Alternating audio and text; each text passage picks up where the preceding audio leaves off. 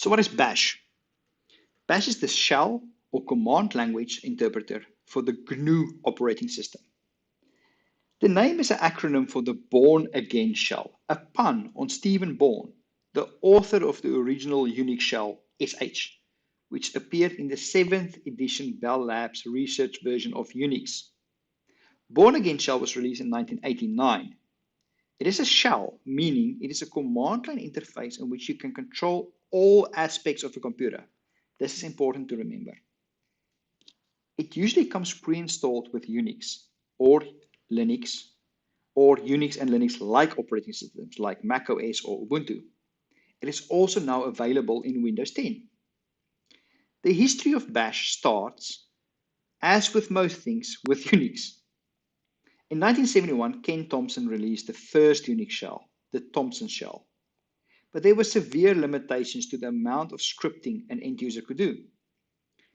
And that meant serious limitations for automation and consequently for the whole field of IT operations. 6 years after the Thompson shell released, in 1977, Stephen Bourne released the Bourne shell, which was meant to solve a lot of the scripting limitations of the Thompson shell. The problem with the Bourne and Thompson shells were that they were written specifically for Unix, and Unix, as you remember, is not open source.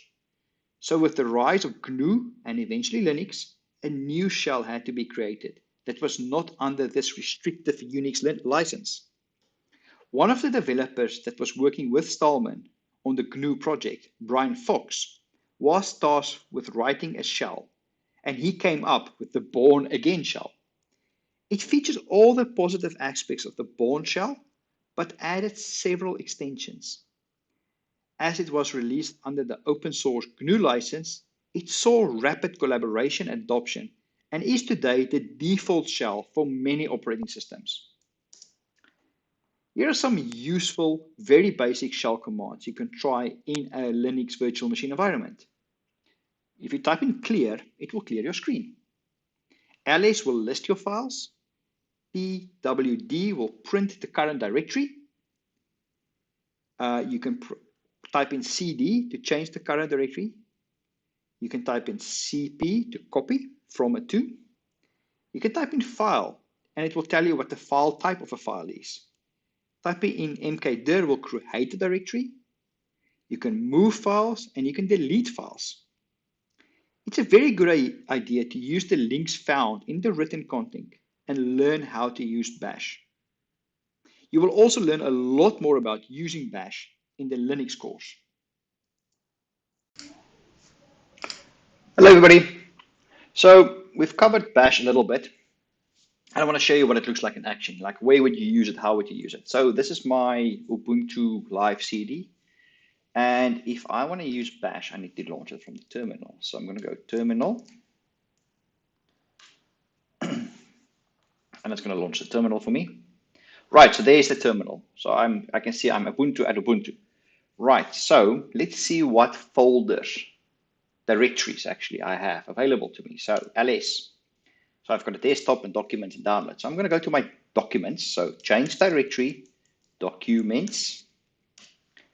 Right, is there anything in the documents? No. What if I want to make a new directory? So let's make one now. So let's go mkdir, so make directory, and let's call it Janrik. And let's see, yep, there's one there. So I'm going to make another one, mkdir, let's call it OFS. There we go, 2 directories created. So I'm going to go into my Janrik directory and check if there's anything in there. No, nothing in there. So let's make a file now. So I'm going to say, let's use nano. So nano is like a text editor. So I'm going to say nano-janrik.txt. And there's a file. So let's type something. So let's say move this file to OFS and then delete this copy. Right, so that's just a little command I'm writing in there. So I'm going to say exit. Do I want to save it? Yes. Yeah, you can change the name if you wanted to. So I'm going to say that's fine.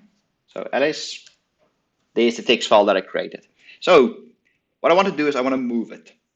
So, but actually let's copy it. copy it is better because then I keep a copy. And if I move it, then I can't delete it. So yeah, so let's do that. So I'm going to make a copy in the OFS directory.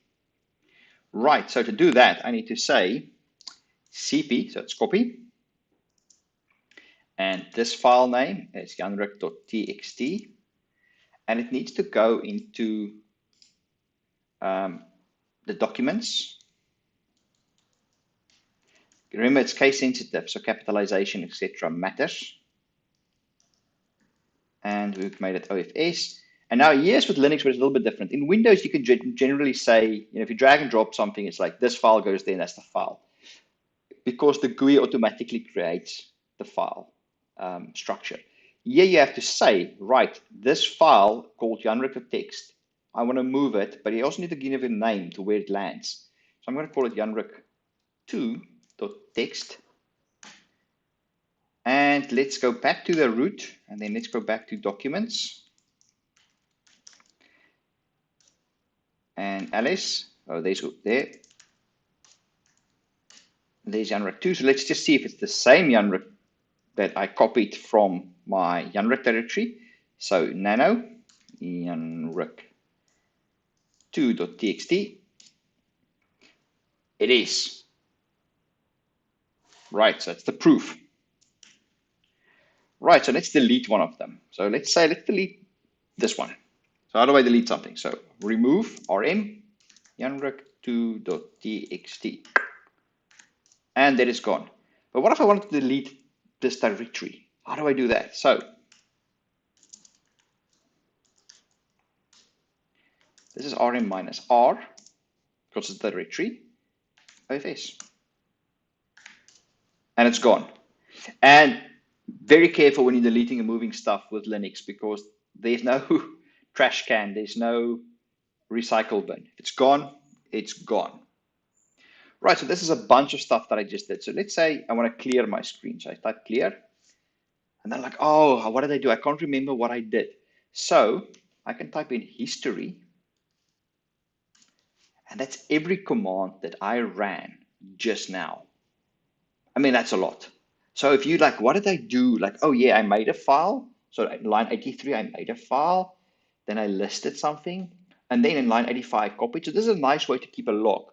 If you exit the terminal, this is going to be gone. So if you wanted to save this, you will have to actually save it to a file, pipe it to a log file. Right, so what else can we do? Obviously, if you want to force yourself as root, you will write sudo. And then it will ask you for a password. So sudo is like make me administrator. If I wanted to kill a command, I would just write kill. And here it'll tell you what I needed to do. You can also run help. Help will tell you everything you need to know.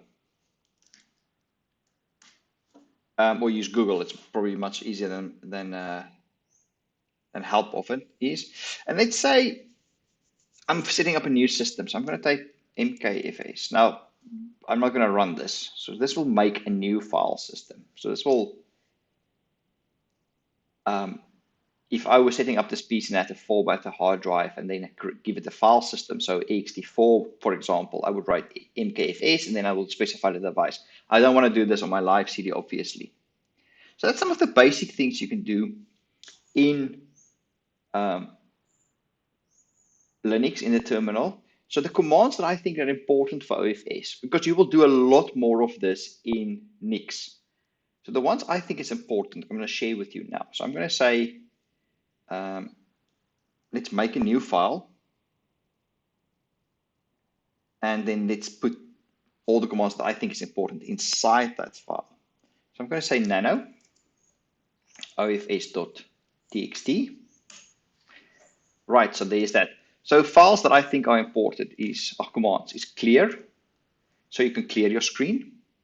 ls, so you can list what is in a folder or file or folder. mkdir, because this will show you, or this will create a folder. So if I want to make a directory called janrik or OFS or whatever, that's make directory. rm, of course, delete. rm minus r if you want to delete directories. Obviously, change directory, very important. That's how you get around, that's how you navigate. And then if you want to run a command as root, you will say sudo. If you want to create a file without content, you will use the word touch. I'll show you how that works now. We've covered ls. If you want to copy something, it's cp. If you want to move something, it's mv. And if you want to find something inside a folder, you would use the grep command. Now, you don't need to use that in OFS, but in Nix, you will probably start using that. So it's good to play around with it. So that brings me to the big question everybody's asking: how am I going to remember all of this stuff? How would I, how would I retain this information? The best way to retain information is to use it. So open up a Linux terminal, or install from the Windows Store Ubuntu or whatever onto your PC, or create a VM, or whatever way you get hold of Linux or a terminal, and just sit and play around. Give yourself a list of goals. So I want to make a file, I want to move a file, I want to update a file, I want to delete a file, I want to delete a folder, I want to move a folder. Give yourself objectives and just sit and play and type. And soon enough, it becomes muscle memory, and you're like, oh, this is how I do this, how I do that. If you don't use something, you lose the ability after a while, to do it easily. So the more you do something, the better you get at it. So my advice is just to sit and, like I did here, play a bit with the file system, create some files, create some folders, move stuff around, delete stuff around, update and edit. That's the only way we can actually really learn. So I said, let's say touch, and let's call it test.txt.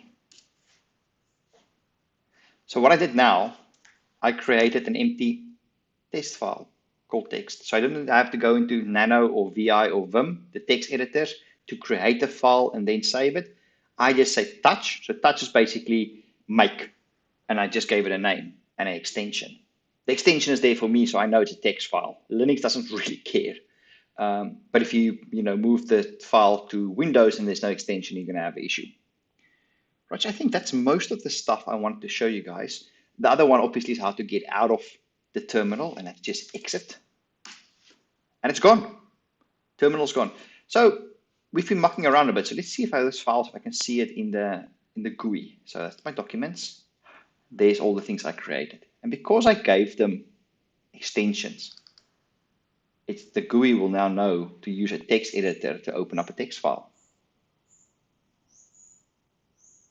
So I'm going to leave this here. If you have queries or questions, feel free to ask me.